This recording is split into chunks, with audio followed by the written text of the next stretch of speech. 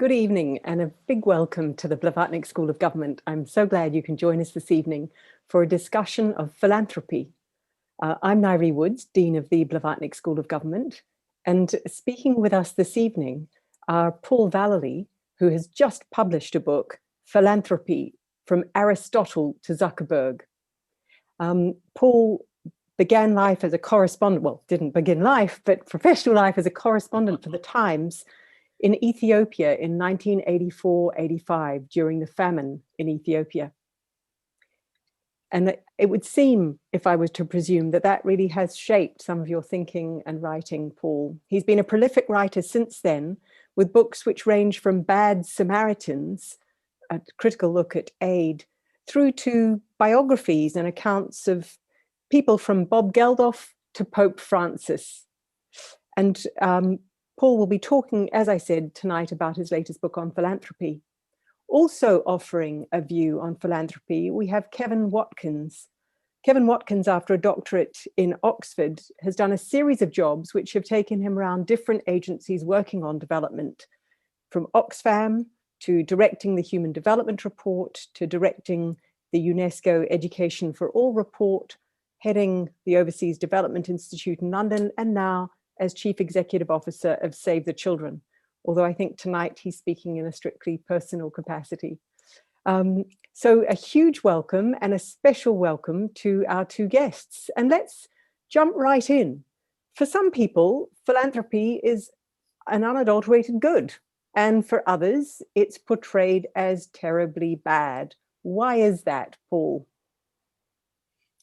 This kind of polarization has been characteristic of philanthropy really for 2,000 years, but there are periods when it surfaces. I think at the moment, philanthropists act as a kind of lightning conductor for resentment against the rich. They're the rich people who stick their heads above the parapet and they get accused of hypocrisy. But when you look at the record, and I've done that in some detail in this book, both historically and in the contemporary framework, what you find is that philanthropy not only has done a huge amount of good over the years, but it is now more important than ever before. There's a huge amount that philanthropy is doing now over the past 20 years, which it wasn't doing before. But you also see, when you look at how it operates, there's a kind of democratic deficit about philanthropy, both in terms of the kind of tax relief that it enjoys and the choices it makes, and whether or not philanthropy is in any way accountable. And the book raises the question, is philanthropy compatible with democracy? And I look at the kind of downside of that, but also the countervailing arguments which show that philanthropy does have an important place alongside the market and government, and is doing something very distinctive as part of that third sector. So the conclusion is that philanthropy is a good thing. It could be better. And Paul, just to pick up two things you slipped in there, are philanthropists hypocrites? And is philanthropy good or bad for democracy? What would your answers be? I think that philanthropists are not hypocrites. They are genuinely acting from a sense of altruism. There is a sense in which that altruism is also harnessed to their own self-interest in some spheres. And some of them are conscious of these paradoxes and contradictions, and others aren't. And one of the reasons I wanted to write the book was to try and make philanthropists more conscious of the way they do their philanthropy, and to see what the downsides of it were, and the ways in which they could address that. Is philanthropy compatible with democracy? There are elements of it which are not, but there are ways in which it can be improved. I'm happy to unpack that now or later, but it's a nuanced situation, really. You cannot unilaterally say philanthropy is good and philanthropy is bad, and those who try and do either of those things, I think, are offering an impoverished and reductive view. But Paul, for those people listening who look around and see some pretty good things philanthropists have done in the world, what is the bad side that you're alluding to? Is it that they do bad things, or that it has a distorting effect on others? Like, can you just unpack for us why, what is the downside? Well, both of those things. I mean, do they do bad things? It depends what your point of view is. There are a lot of philanthropists who put a lot of money into backing climate change activists. Then there are others like the Koch brothers who put money into backing climate change denying academics. So is that good or bad? I mean, what you find when you explore it is that the arguments which go against bad philanthropy can also be applied against good philanthropy, depending, where your standpoint is. So it's very difficult to argue against bad philanthropists without undermining the work of good philanthropists. You ask about the bad side. Well, I mean, let's start with the good side, actually, because there are now 250,000 philanthropic foundations, and 3/4 of those have there is 250,000 philanthropic foundations, and 3/4 of those have started in the past 20 years. So it's a mushrooming phenomenon, and they control $1.5 trillion between them. They dish out 150 billion in grants every year, and the amount of that went to development, the most recent figures show, is about 24 billion. A third of the third biggest provider of health in the developing world is philanthropy. So the upside of that is obvious. I mean, Bill Gates has put money into Gavi and has vaccinated 2.5 billion children and has virtually eradicated polio. So the upside is absolutely clear. The downside is that modern philanthrocapitalists have got this notion that the best way to do philanthropy is to apply business methods to social problems. And so they come along with their business strategies of setting clear goals, developing evidence-based strategies, using innovative business techniques, measuring progress all along the way. And although that sounds, well, what's wrong with that? It means that they're very data-driven and metrics obsessed. And a lot of them subscribe to the effective altruism philosophy that Peter Singer and others have developed, including in Oxford. There's a lot of effective altruist philosophers in Oxford. And that basically says that human choices should be made using data to measure efficiency, and the giving should be rational, not emotional, and not sentimental. And the problem with this is it works well on simple problems. Malaria. If it costs $3 to buy a bed net, $3 in, one bed net out, you can measure it.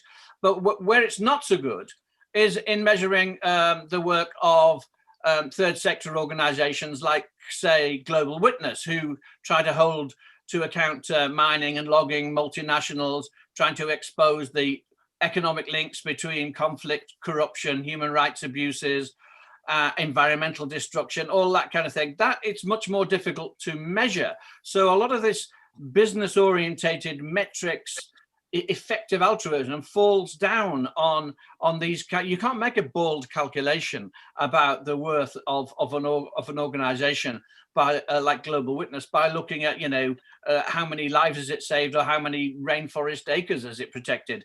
It's not measurable in that way. So that's one thing. Right. And then the other thing is that philanthropy can skew the way that the development is done. Philanthropy is always driven by the personal whims of the philanthropist. You get someone like Bill Gates, he's very interested in technological solutions. And so if you apply your philanthropy in areas where technological solutions will work, well and good. But if you can, as Bill's wife, Melinda, has pointed out to him, it's no good having the most brilliant technological solution if you can't persuade people to use it. So she's much more focused on human relationships and partnership and listening to people. And if you look at the early philanthropy of Gates in America, where he put $2 billion into education, with nearly 1 million students were subjects of a great experiment. He wanted to make high schools smaller And after a few years, he suddenly decided this wasn't working, and he called together all the educationalists in the States and announced he was changing this. He was going on to a different strategy. And, to Bill Gates, it's just £2 billion wasted. It's a failed experiment. But to the kids who were involved in that project, it's it's years of impaired education, which they'll never get back. So if you've got the whims of a philanthropist driving philanthropy, and if it's a disease in a developing country that the philanthropists are interested in focusing on, that's great. And if it's a disease they're not interested in, then that's tough for you. So the priorities of the philanthropists can change the priorities of the national governments and the people in those countries. I mean, those are just two examples of the dangers of philanthropy. So imposing priorities and imposing a way of doing the business. Just before I move to Kevin for a moment, Paul, your book says from Aristotle to Zuckerberg. So what did Aristotle think of philanthropy? Well, Aristotle thought that giving was about improving the moral character of the giver. And this is interesting because it's really the first time that we see philanthropy used in the modern sense. The word philanthropy was used by Aeschylus to mean human loving as an insult. The gods thought it was bad of Prometheus to have given fire to these mere mortals, and that in doing that he was a human lover. Socrates uses the term as well, but Aristotle's the first person to give it the kind of shape that we think now philanthropy is part of. And he was doing that in the context of an entirely different society. We're used to a different kind of philanthropy. The Greeks had this in ancient Athens, they had this system called liturgia, which was about the rich giving money to anything from small things like, writing a play, getting Aeschylus to write a play, sending a team off to the Olympics, or building a temple, building a road, building a warship. And it was about the elites cementing their position within society. And it was a top-down kind of activity. And what I say in the book is that there's an alternative tradition to that, which was developed by the ancient Hebrews, which was much more community-based, much more two-way. And Aristotle was really a standout in the Greco-Roman period, because the general thrust of that kind of the philanthropy in those days was, ironically enough, much more like the top-down command and control model of modern philanthrocapitalists, or many of modern philanthrocapitalists. Thank you, Paul. Let me throw the question I opened with to you, to Kevin Watkins. Kevin, is philanthropy good or bad? Well, I guess my response to questions like that is often this is a non-binary area, and things can be good and bad, and somewhere in the middle. And I think too often in debates on development, everything is reduced to sort of very polarized. Is it good or is it a disaster? And the same with philanthropy. And there's one school of thought which, has set out the argument that philanthrocapitalism is the driving force through which we can eradicate poverty and extend opportunity around the world. And then there are other recent books that have held up Bill Gates and others as these sort of semi-demonic figures who have captured wealth and are deploying it at their whim and in accordance with their sort of ego-driven perspectives of what is right for the world. And I think what Paul has set out in extraordinary detail, and I have to say in a really readable form, is that there are just inherent tensions in philanthropy which play out in very different ways at different times. And there are some recurrent themes, like the idea, that Paul traces back to early Judaism and early Islam, that simply being a human comes with obligations to your community, and that has weight. And that was an idea which was picked up in the Christian tradition, as Paul sets it out. And I think what you've got in Paul's book is this incredible tapestry of the different values and norms that have driven philanthropy, ranging from trying to book yourself the best seat in the afterlife to your legacy, to this sense that you have a religious duty or an ethical duty to your community. And I think the picture that Paul paints is the opposite of a binary picture. And my own view is that philanthropy can be both good and bad depending on the form that it takes. And Paul gave the example of Bill Gates. And it's very hard to think, if you're using a utilitarian calculus, it's very hard to think of an individual that has done more in terms of saving life and reducing suffering than Bill Gates. And he's focused on particular diseases. Paul mentioned polio, but malaria and HIV and tuberculosis are others. He's focused on vaccination. One of the diseases that we work on a lot in Save the Children is pneumonia. Now, I've visited clinics in areas where there's very little malaria, where the pharmacy in these clinics, often in incredibly remote areas, is stuffed to the rafters with anti-malarial bed nets and anti-malaria drugs in an area where children are not threatened by malaria, they're threatened by pneumonia, but there is no pneumonia antibiotics there. The health workers are trained to identify malaria-based fevers, and they misdiagnose repeatedly pneumonia-based fevers.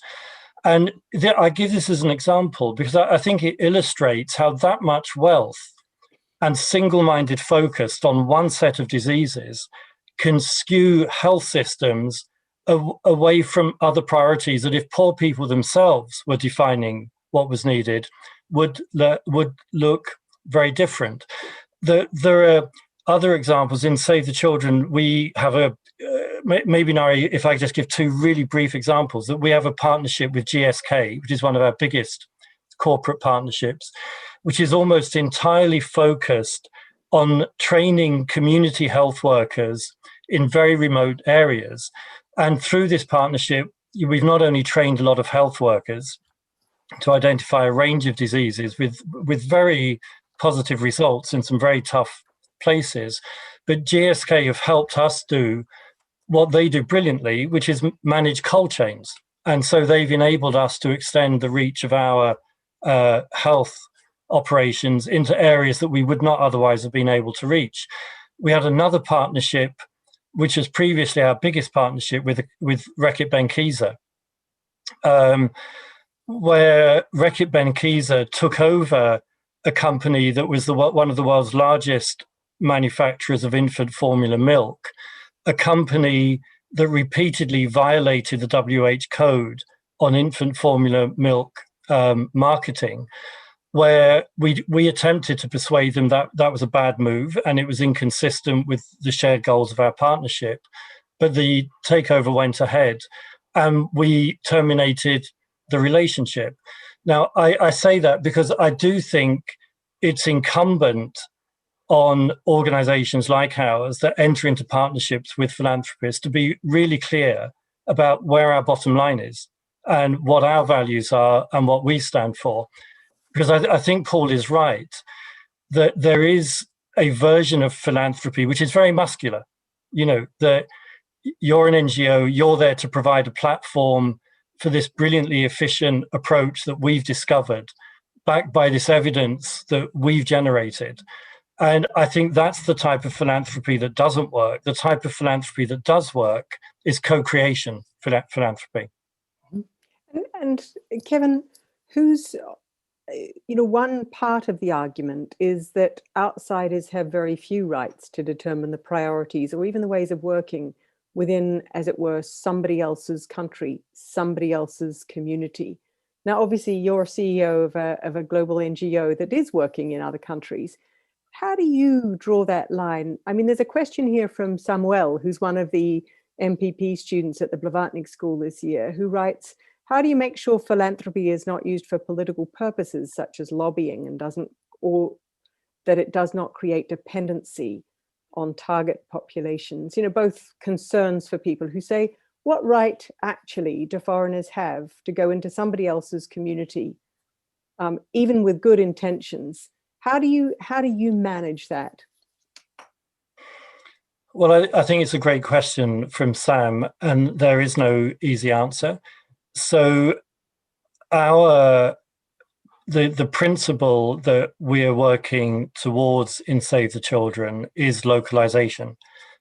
What we mean by that is not just that we have a Save the Children office in a country, but that we work through national staff, through national partner organizations, recognizing that it is precisely our national partners who are best placed not just to identify the needs of communities that they're engaged with, but to influence local and national government on behalf of those communities.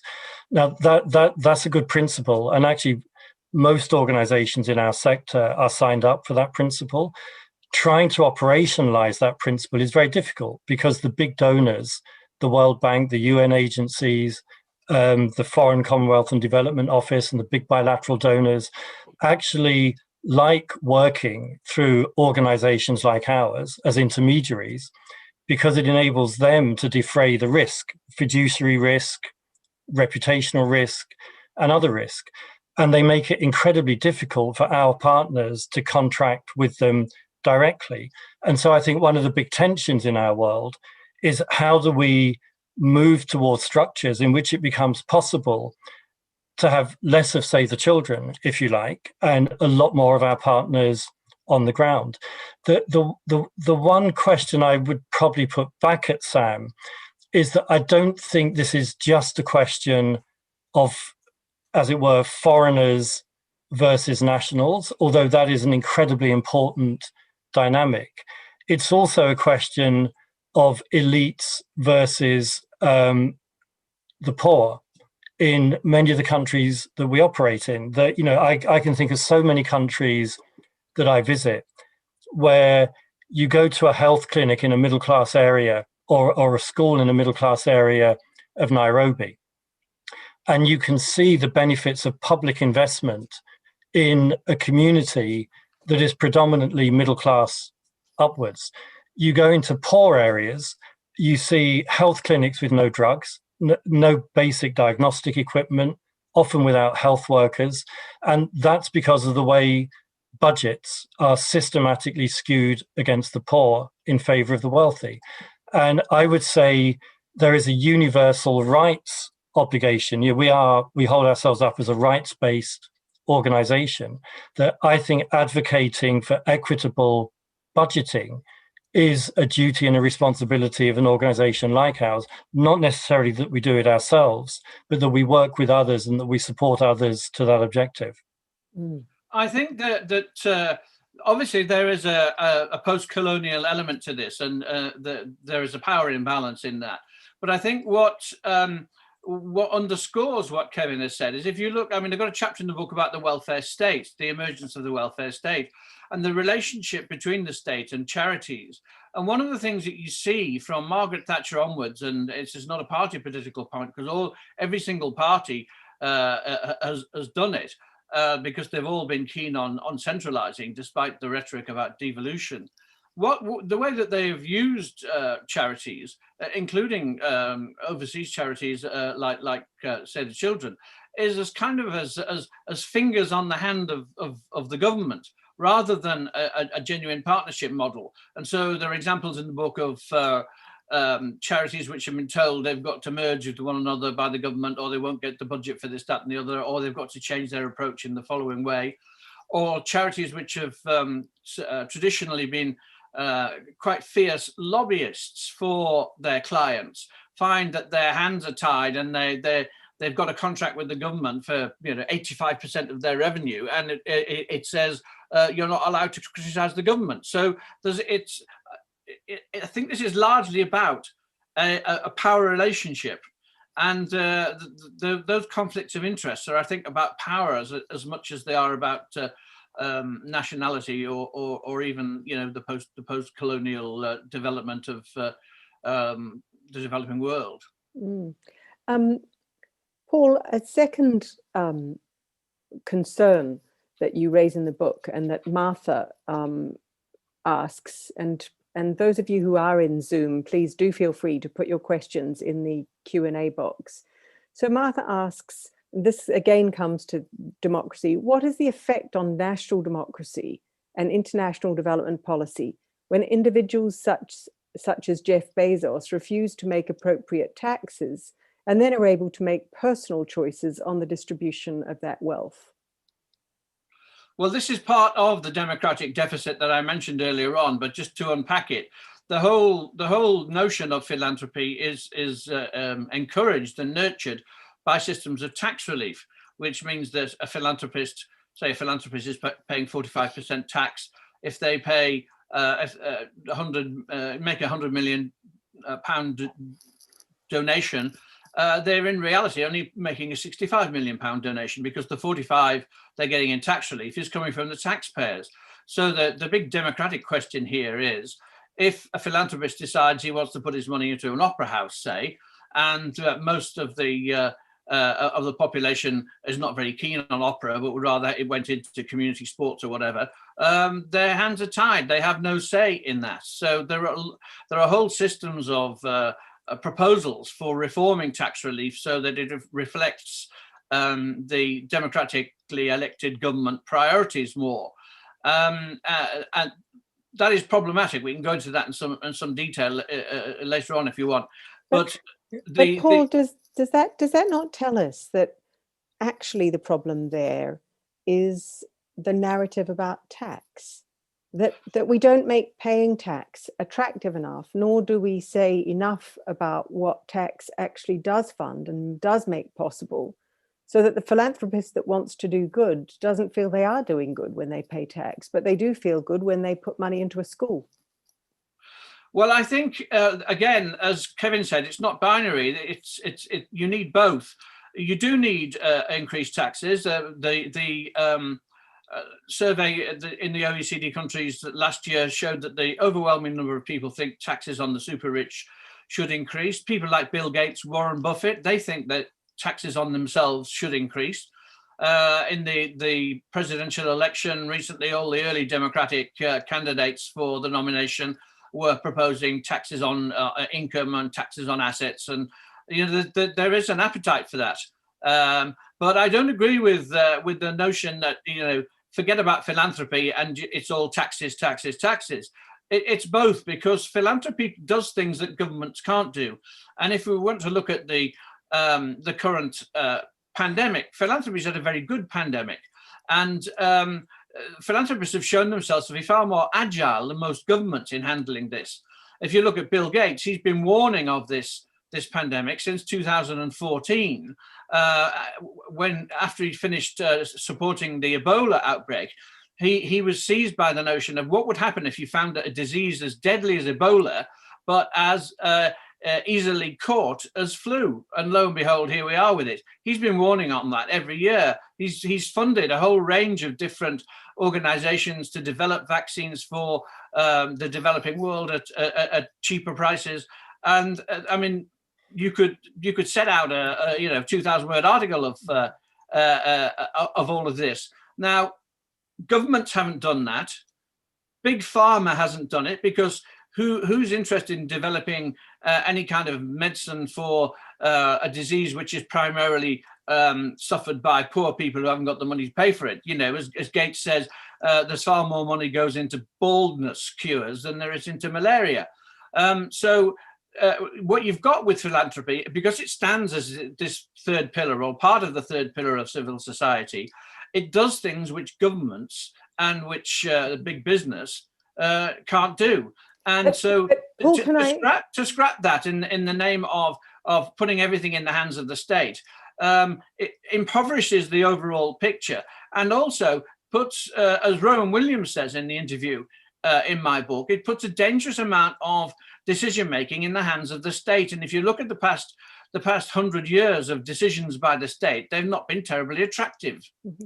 And tell me, is the moral case for philanthropy different to the moral case for paying tax? The moral case for paying tax is, if you take a kind of Rawlsian view, you need to pay your fair share of tax. And if once you've paid your fair share, then it's up to you to dispense of the rest of your money as you see fit. And you can buy a new Learjet or a new Picasso or whatever, or you can put some of it into philanthropy. And when you look at that kind of hierarchy, it seems to me that what philanthropy is doing is adding a dimension. It's a different level of morality, and it's a different kind of morality to the morality of paying taxes. Again, it's not either or. You need both. So the first is a duty that comes from the fact that you depend upon the services that tax are paying for. You depend on roads being built, on public security, on the defense of the realm, etc. On an educated workforce, on a healthy workforce. Right. And the second is more your duty to fellow citizens that are less lucky than you, or have had less opportunity, or are living worse lives. One philanthropist said to me, it's even if you had the best funded National Health Service, who pays for the clowns to go into the children's ward? Mm-hmm. And Pope Benedict said something interesting on that. He said, no matter how just a society is, you will always need charity, because justice cannot address loneliness. Mm-hmm.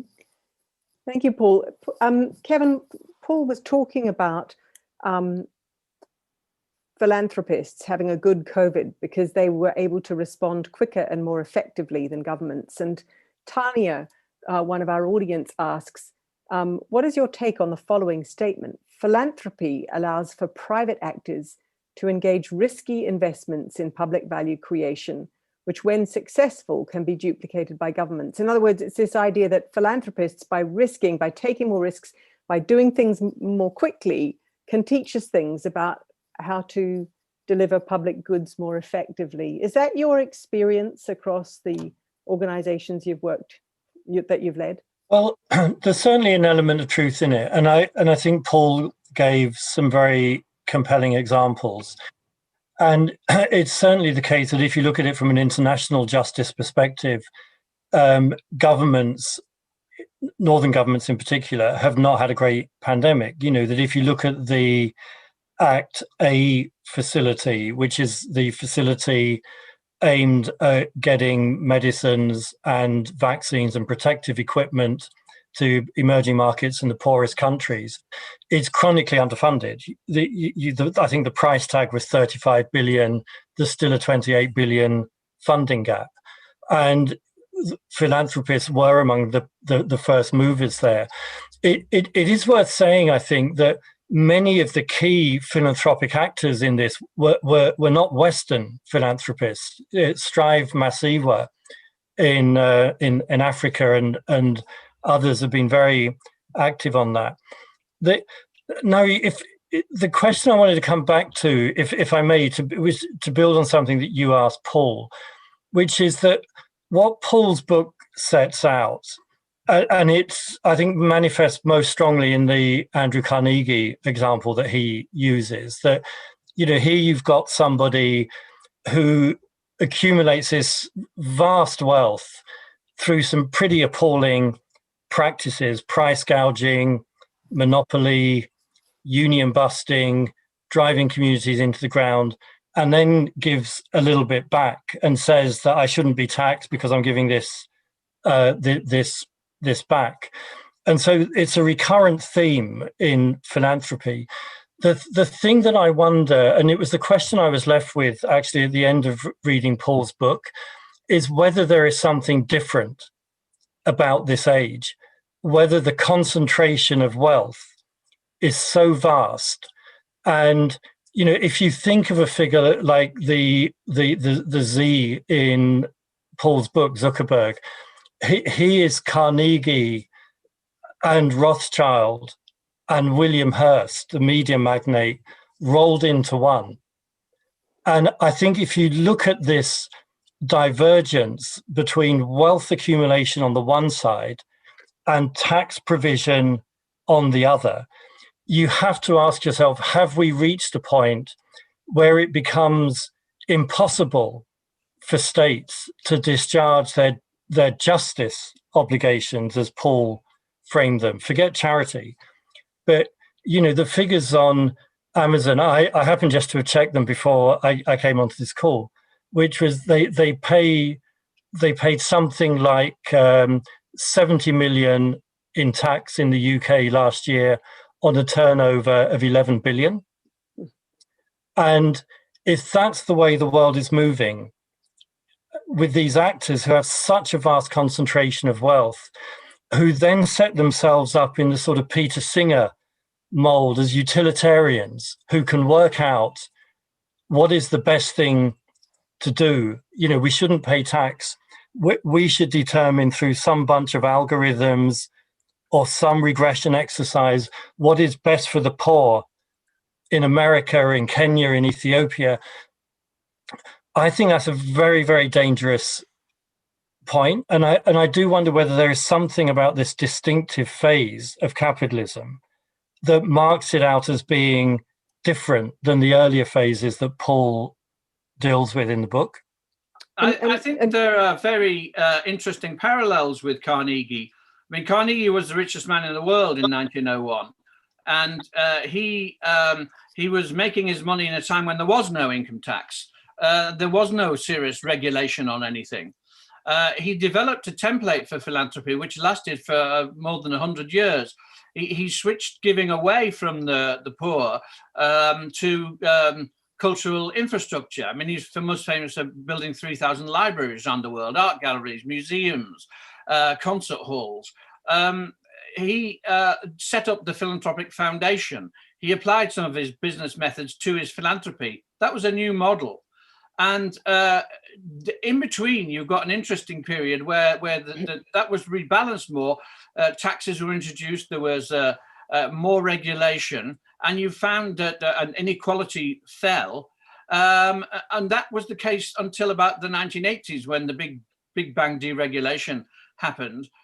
It's no coincidence that globalization and global inequality have grown at exactly the same rate.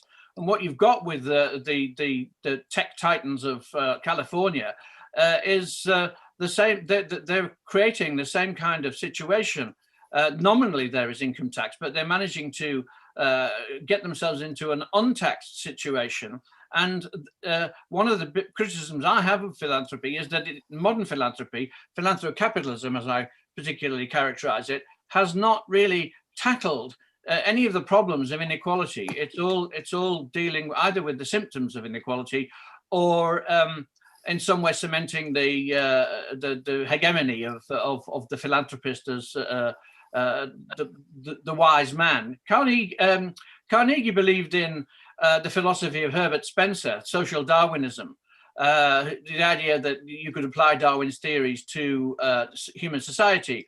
And he concluded from that the rich were innately superior to the poor. They actually had made all this money, and that proved it. And so all you could do was create ladders on which the aspiring poor could climb, but the rest of them were kind of pretty much left to it. And we see that big left behind rump of people today in across the world. So I think those parallels are interesting, but the reference point is the bit in the middle where there was more system of taxation, more system of regulation, and inequality fell. And I think you had a fairer and more harmonious society. So some of the lessons for what we should do next are obvious. And in terms of the role that philanthropy has to play in that, it is good philanthropists are even now learning these lessons and increasing partnership, increasing their funding of advocacy, so that the voices of people at the grassroots can be heard in these national and international debates. But Paul, could I jump in here to both of you? Because so far the debate has been about whether people do philanthropy or pay tax. But in the middle of that is how they do their core business, whether they pay their workers decent wages, whether they create loads of environmental damage through their business. Surely the most powerful societal impact that these business leaders have is through the way they conduct their core business. It's not. No, well, I say at the end of the book, the first thing that Zuckerberg can do is pay his taxes. That's that's the starting point. And where do we go from there? Zuckerberg is, interestingly, he's abandoned the formula of the philanthropic foundation, and he's got limited liability companies, and he uses a lot of opaque donor advised funds to produce what he claims will be a more effective model of philanthropy, but it would certainly be more secretive and opaque. And it's hard to know at this stage whether his philanthropy is going to make things better or worse. It sounds like you think it's going to make things worse. I think it's a question. Let me come to two questions. So they're asking similar things. So Kat Patillo asks, what do you think are examples of where philanthropy in the global south is done well by private individuals or foundations? Give us a success story that we could learn from and that other philanthropists could learn from. And Rachel Sider asks, the name recognition and brand of some of these philanthropists, coupled with the magnitude of their wealth, opens doors for diplomacy with governments that large INGOs like Save the Children or even individual states struggle to achieve. How could you harness this power for the greater good, especially when interests are shared between these actors? So could I ask you each for a story of where it is that you've seen really good philanthropy? Kat asks specifically in the global south, and whether we can use the power of folks like Bill Gates to do good on the diplomatic stage, as Rachel's asking. Kevin, to you, an example of where you've seen it do good? Well, maybe I'll give a couple of Save the Children examples, which they may seem parochial, but they're the ones I'd be most familiar with.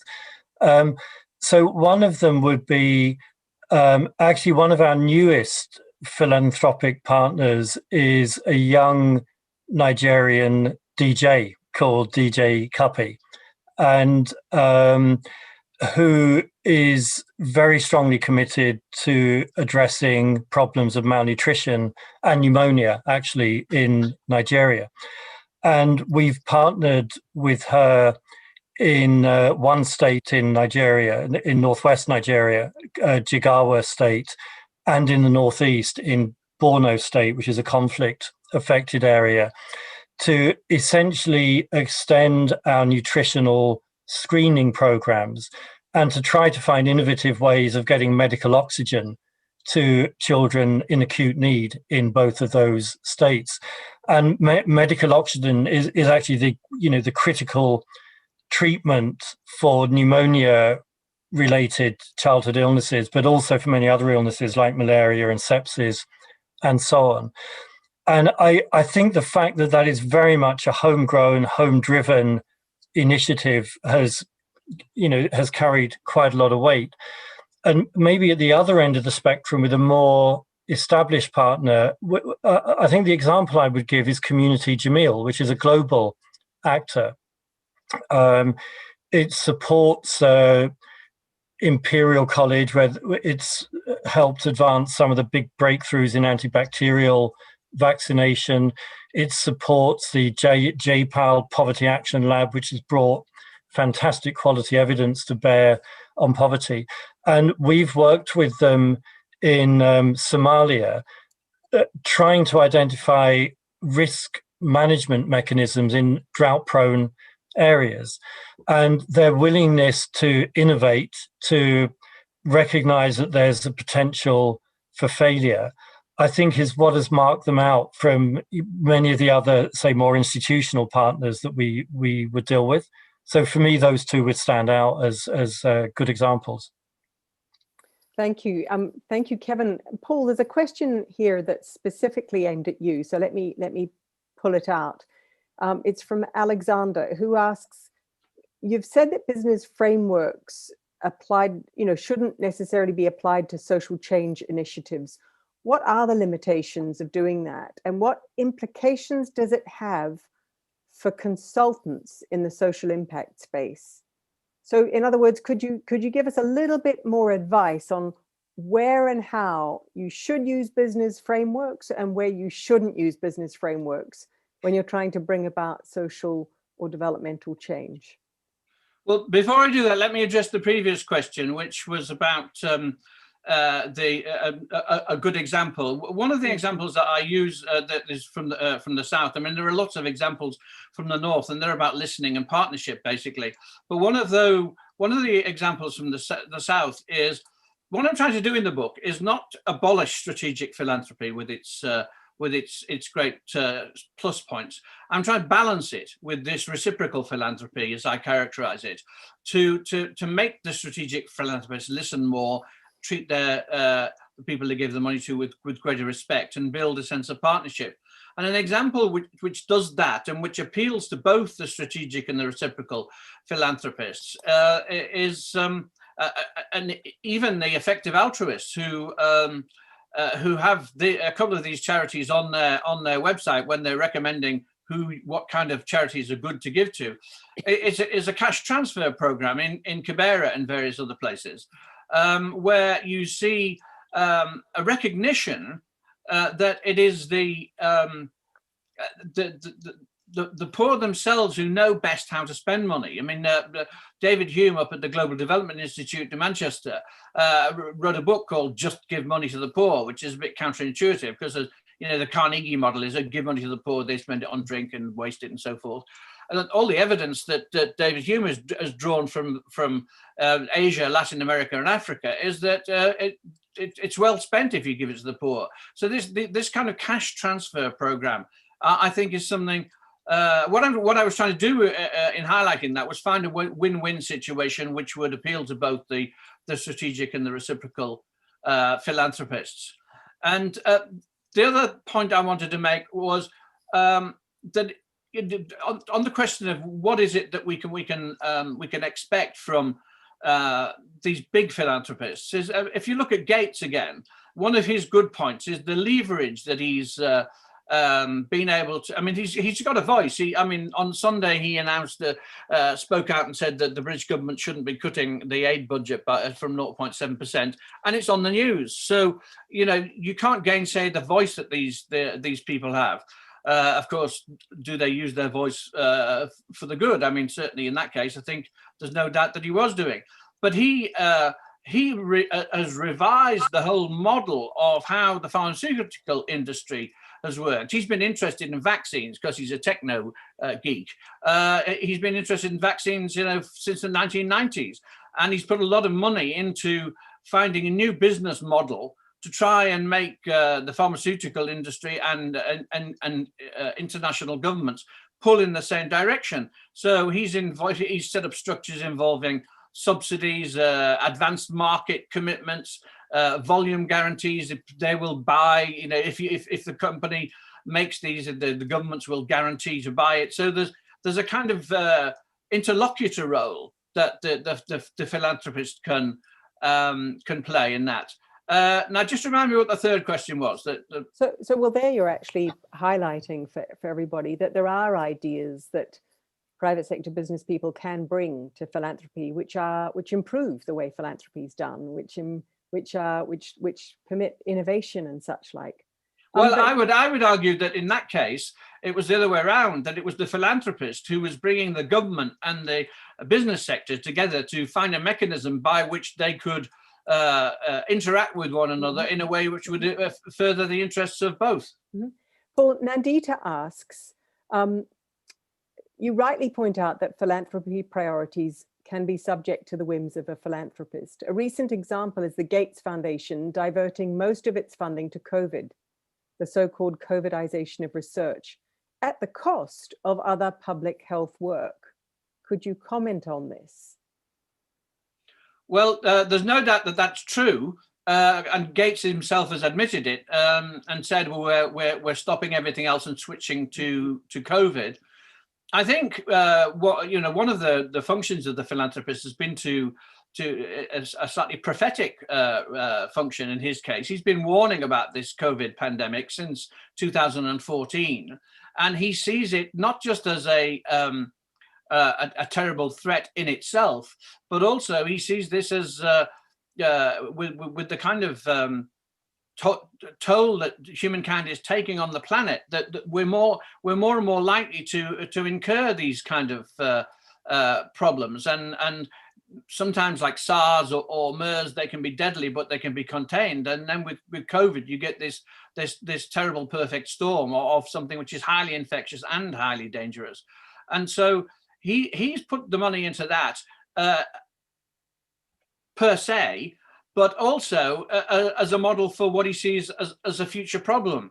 Now, there is obviously a difficulty with a finite amount of money and also, I think, more importantly, perhaps attention and time, that the focus is all on COVID. There is a downside to this. You know, as everything else in this whole debate, it's not black and white. He perhaps has overloaded and taken the eye off other balls. But given the nature of this pandemic, you know, 1.3 million people have died so far. It seems that that's his priority, and a priority he shares with a large number of governments. So there's a counter argument, but I think there's a forceful argument for what he's done. So, Paul, a budding billionaire comes up to you and says, "I want to become a philanthropist." What's your advice for her? Well, I think the first advice is, what are you interested in? And that comes back to the personal whim, but the personal whim is what keeps people driven.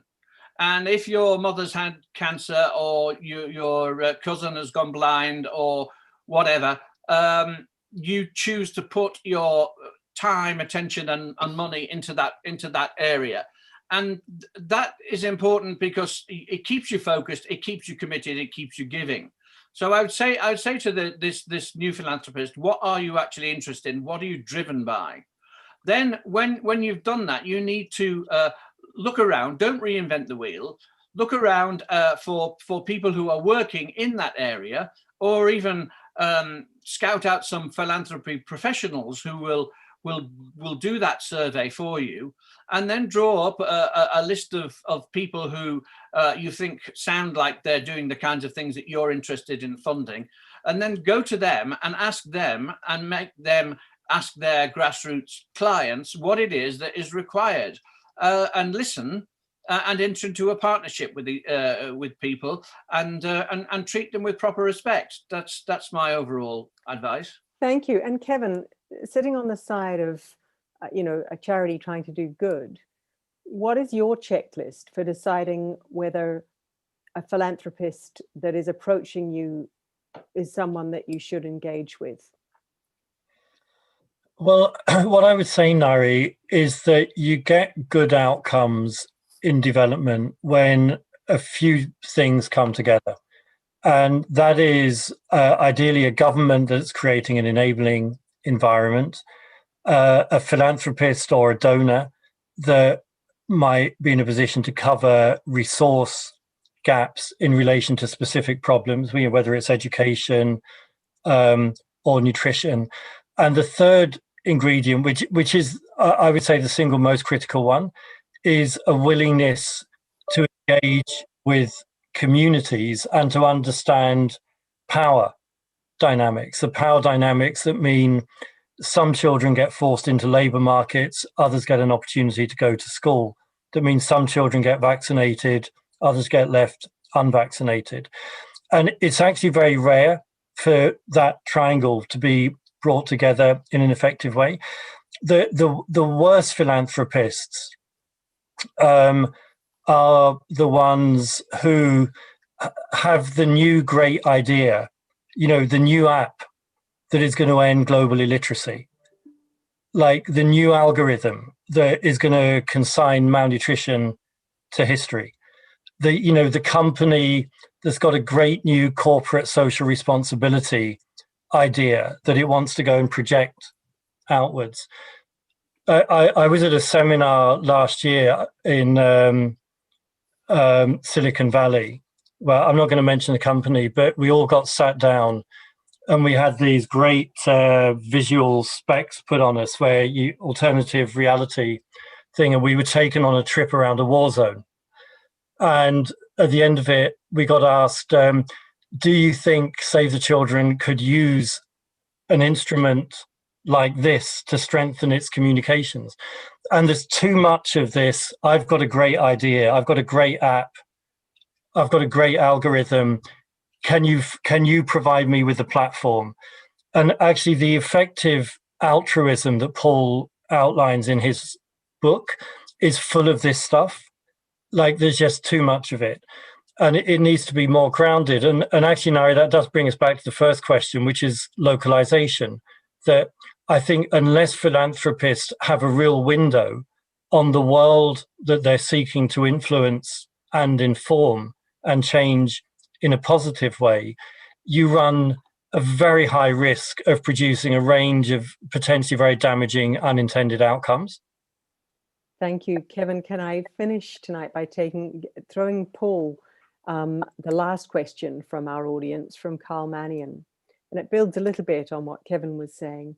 But Carl writes, with the informal economy dominating the African continent, do we need to rethink the definition of philanthropy for the continent?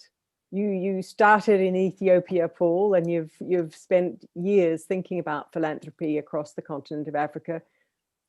How would you want to define philanthropy for Africa today?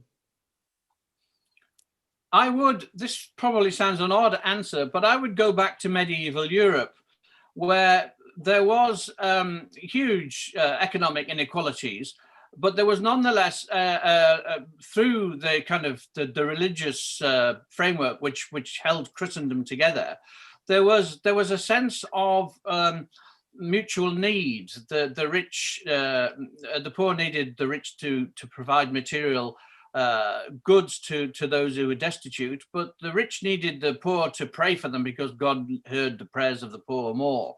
There was a kind of reciprocity and mutual respect, which is lacking in a lot of modern philanthropy. And Africa is a great place to see that philanthropy is about more than the modern definition, which is a rich person giving away a lot of money.